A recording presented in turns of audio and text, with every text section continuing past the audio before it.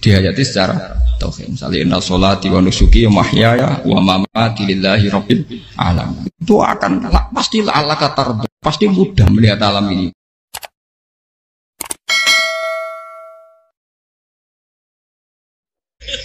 Saya terus anakku lo main mulai itu seneng. Piro-piro anakku mulai ning omah. Dipanggil anak saya bapak itu senengnya sak boleh. Piro-piro ono sing manggil bapak. Jadi saya pakai standar minimalis. Saya tidak pernah pakai tarif. Dia anak yang ideal dihormati orang. Sebenarnya anakku sujud nih pangeran, ngerti pentingnya mau tasbih. Makanya anak saya tak namakan tasbih semua. Itu ya sudah selesai. Saya tidak pernah bayangkan anak saya jadi kayak besar dihormati jemput. Mari gampang kecil. Ya, saya kan Sayyidina Umar. Saya pemuda dari Bani Mahzub. Yang kecilnya bisa makan karena buruh bulikku. Akal tuh tamarot. Wah itu saya baca tuh nangis betul. Betapa hebatnya Sayyidina Umar. Mengingatkan ulang bahwa nikmat tertinggi itu ya makan. Karena makan kaitannya nyawa. Orang jadi bupati, enggak jadi bupati tetap makan.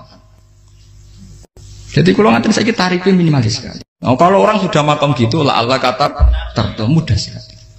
Tapi kalau sampai tarifnya ideal harus dia mobil, kudu sangune akeh. Mosok gue mobil gak sangu akeh. Barang gue sangu akeh kudu gue penderek. Mosok kere lu juga kok tanpa penderek. Nang penderek macur. Mosok ora kena dikeloni ya, jadi malah repot. Akhirnya gue wong ayu, arep selingkuh dijari sing itu perkara meneh. Wong ruwet nuruti tahapan-tahapan duniawi Makanya resep kalau ingin itu kon sholat. Maksudnya sholat itu dihayati secara tauhid ya. Dihayati secara tauhid. Misalnya inna sholati wa nusuki wa mahyaya wa mamati lillahi rabbil alamin. Itu akan pasti Allah katar, pasti mudah melihat alam ini ridho.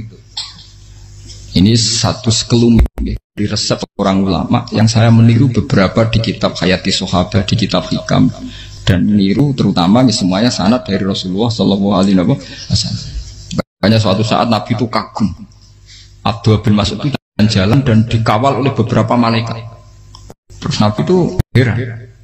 Ya kenapa itu selalu mengawal kamu? Kata Abdullah bin Mas'ud, ya Rasulullah, inilah akhtu khutwatan illa wa azunnu alla akhtu wa ukhra. Wa ma akaltu luqmatan illa wa azunnu alla alqamu ukhra. Saya itu tidak pernah melangkah kecuali saya tidak pernah yakin apa betul saya bisa melangkah lagi. Jadi perlangkahnya itu dia iktimat Allah. Dan saya tidak pernah mengunyah satu kunyahan kecuali saya tidak yakin apa betul saya bisa mengunyah lagi. Setiap kunyahnya tetap semuanya ada Bismillah. Semua itu atas nama pertolongan atas kata Rasulullah.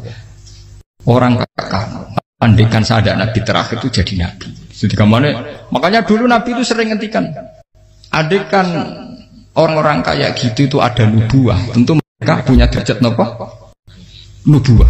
Jadi tidak jadi nabi tapi punya derajat nopo nubuah. Lah orang yang cara berpikir gitu tentu tidak khawatir apa yang hilang dari dirinya karena dia berkontrak dengan Tuhan hanya per menit per detik. Jika mempunyai resep al-mu'min yusiru sana Allah ayakuna li nafsi zakiron. Seorang mukmin yang sejati tentu kontaknya dengan Allah Subhanahu wa taala dan dia tidak pernah ingat dirinya sendiri.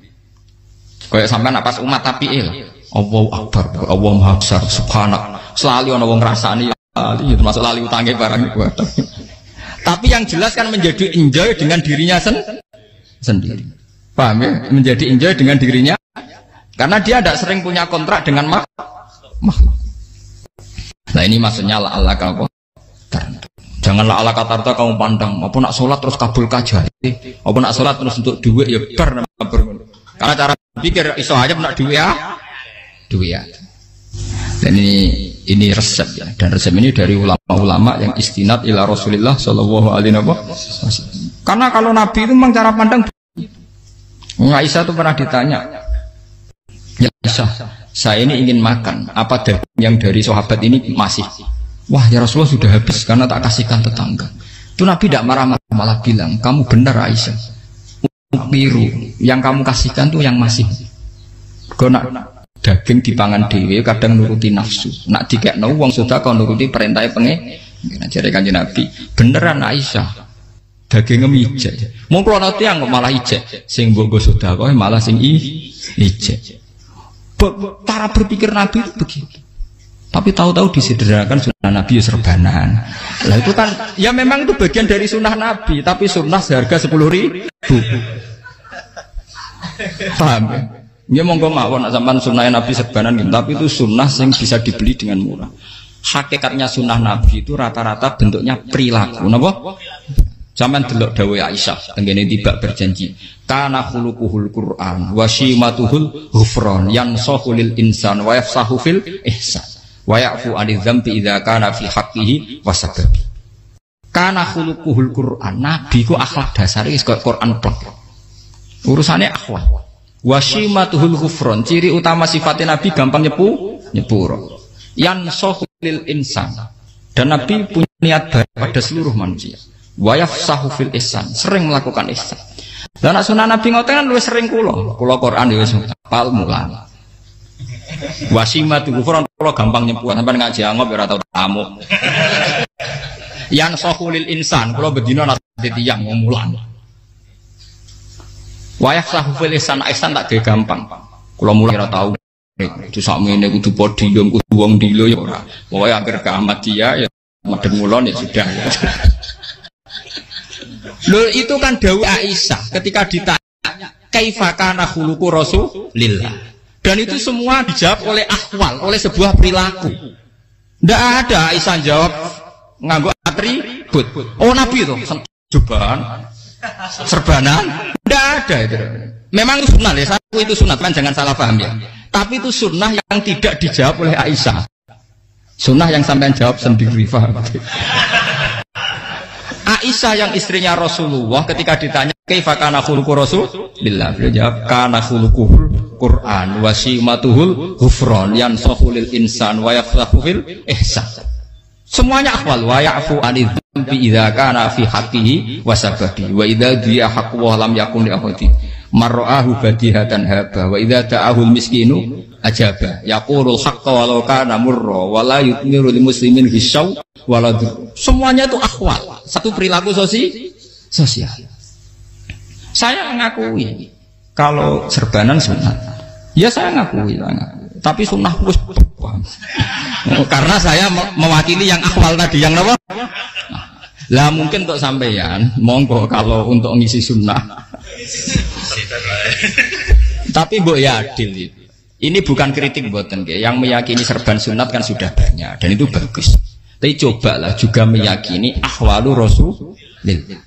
Makanya mansanna sunnatan itu rata-rata ulama maknani siapa yang ikut sunnahnya Nabi. Rata-rata ulama nafsir ahwalu Rasulillah wa af'alu, perilaku sosial Rasul. Makanya terusannya wa idza ja'ahul miskinu ajabah. Kalau dipanggil orang miskin ya datang. Ya maksudnya ada harus orang miskin manggil pas resepsi kawin boten. Misalnya ono wong melarat kuwi di sepeda motor, wong melarate njuk ngeteroni puskesmas ya mbok terno. Wong melarat loro njuk nukono misale apa minyak kayu putih mbok tekani. Ora kok ngerti-ngerti mbok musan walimatul urus sing wajib piye lho. Payah. Lho lan padahal miskin aja pe ora ono hadise urusan walimatul urus mboten. Kalau orang miskin manggil ya. Dalam riwayat hadis ya Nabi sering dipanggil orang miskin. Ya Rasulullah, mbok datang ke rumahku, ada apa? Terus ya Nabi, saya tuh ingin rumahku sing elek jenengan nate salat teng mriku. Ya Nabi datang ya salat saja ya ora jaman. Fi ayyi makanin aradta an usolliya fi.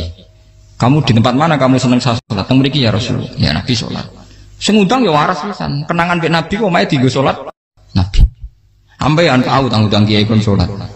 Kon promosekno anakmu iku paham. Dia itu nggak nugih kersane ketampi PNS. Padahal kiai ini dia anak era PNS.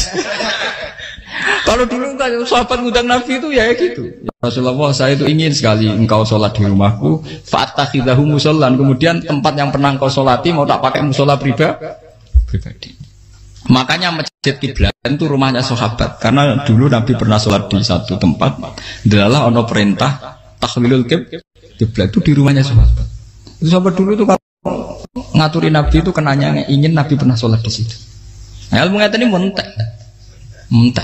Ya untungnya nonton kulo. Jadi ono sing eling-eling ya bang. Teman-teman kudu syukur ya. Artinya syukur ya. Orang kayak saya itu tidak usah sampean dikte-dikte ngikuti hukum adat. Kalau ngoten sampean gelo mergo kula ora iso teko, kula ya gelo perkarane ulama kok mbok atur. Makanya saya sering guyon cerita, saya itu kalau di pasar Pandangan dulu tuh anyaran boyong sering di pasar, ditanya sama Gus wong alim kok di pasar, piye? Aneh tuh, ya aneh kuwi. Aneh piye? Bodohnya wong alim. Kadang masyarakat tuh tidak sadar keanehan dirinya sendiri. Mereka enak saja merasa kalau orang alim ke pasar itu aneh. Mereka tidak sadar orang bodohnya wong alim ya aneh. Enak saja mereka mikir sepi. Faham ini supaya sampean Allah kan apa tar.